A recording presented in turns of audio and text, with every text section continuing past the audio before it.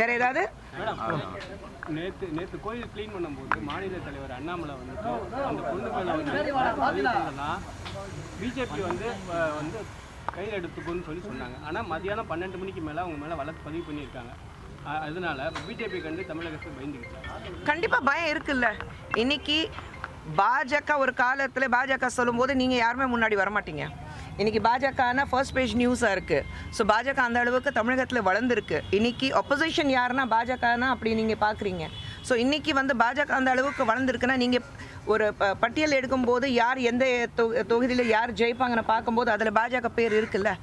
பல இடத்துல பாஜக ஈக்குவலாக இருக்குது. அப்படி இருக்கும்போது உங்களுக்கே தெரியும் we have grown. ஒரு மிகப்பெரிய இடத்துல பாஜக இருக்குது. ஸோ பாஜக சொல்லும்போது அதுவும் எங்களுடைய மாநில தலைவர் அண்ணாமலை ஒரு விஷயம் சொல்லும்போது ஒரு சின்ன பயம் எல்லாருக்கும் இருக்குது. ஐயையோ இன்னைக்கு அண்ணாமலை அவர்கள் என்னத்தான் வெடிக்க போகிறாரு, என்னத்தான் சொல்ல போகிறாரு. ஸோ அந்த பயம் இருக்குது. அந்த பயம் நல்லது.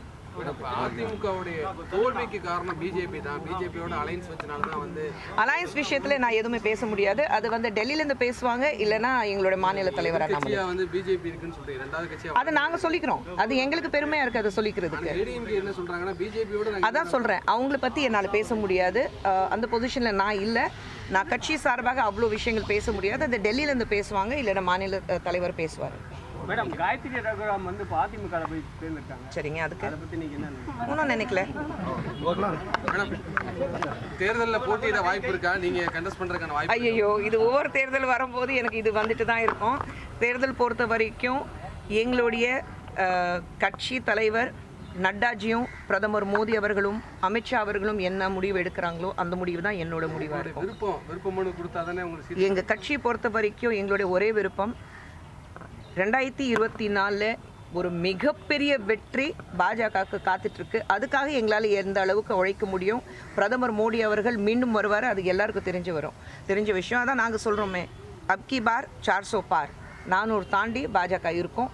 அதுக்காக எந்த அளவுக்கு உழைக்கணும், என்னால் வேலை செய்யணும், அதுதான் செய்வோம். யார் எங்கே போட்டியிடணும் அது மேலிடத்தில் முடிவு பண்ணுவாங்க. ஸோ அதில் எங்களுடைய விருப்பம் இருக்கா இல்லையா அது டோட்டலி செகண்டரியாக இருக்குது. அது முக்கியத்துவம் கிடையாது. எங்கே தமிழ்நாட்டில் பெண்களுக்கு பாதுகாப்பு ரூலிங் கட்சி இருக்குது உங்களுக்கு. திமுக எம்எல்ஏவுடைய அவங்க வீட்டிலேயே ஒரு சிறுமிக்கு இந்த அளவுக்கு கொடுமை நடந்திருக்கு. அவள் வெளியே தனக்கு விழுந்து அடி, பர்ன் மார்க்ஸ் எல்லாமே காமிச்சிருக்கா. அவங்க யார் நீங்கள் ஆட்சியில் இருக்கீங்களோ அவங்க வீட்லேயே பெண்களுக்கு பாதுகாப்பு இல்லைன்னா அப்புறம் நம்ம சமுதாயத்தில், நம்ம நாட்டில், நம்ம தமிழகத்தில் எங்கிருந்து பெண்களுக்கு பாதுகாப்பாக இருக்கும்? சர்வே எடுத்து பாருங்கள், உங்களுக்கு சர்வேலேயே தெரியும். விழுப்புரத்தில் நீங்கள் பார்த்தீங்கன்னா 2 பெண்கள் 2 குழந்தைங்க 10வது கிளாஸில் படிக்கிற பெண்களுக்கு ஒரு ஸ்கூலோடைய ஆசிரியரே தவறான முறையில் நடந்திருக்காங்க. எஃப்ஐஆர் ஃபைல் ஒன்றும் பண்ணலை. அவங்க எனக்கு ஃபோன் பண்ணி என்கிட்ட பேசியிருக்காங்க. நான் அதுக்கு என்ன நடவடிக்கை எடுக்க முடியும்னா அது பார்த்துருக்கேன், நான் பேசியிருக்கேன். ஸோ இந்த மாதிரி விஷயங்கள் அதுவும் அவங்களுக்கு போய் மெரிட்டல் எல்லாம் போகுது. நீங்கள் கேஸ் வாபஸ் வாங்கிக்கிங்க, இல்லைன்னா மிரட்டுறாங்க. அப்படியெல்லாம் இருக்கும்போது பேரம் பேசிகிட்டு இருக்காங்க. அப்படியெல்லாம் இருக்கும்போது திமுகவுக்கு மட்டும் இல்லை, இங்கே இருக்கிற அத்தனை பேருக்கு தெரியும் திமுக ஆட்சியில் நிச்சயமாக பெண்களுக்கு எந்த பாதுகாப்பும் கிடையாது. இது நம்மளுடைய மாண்புமிகு முதலமைச்சர் ஸ்டாலின் அவர்களுக்கு தெரியும். கருணாநிதி அவருடைய பிரச்சனையை நீங்கள் பார்த்துட்டீங்க. இது எல்லாமே இருக்கும்போது அவர் எந்த வகையிலே ஒரு ஆக்ஷன் எடுக்க போகிறாரு?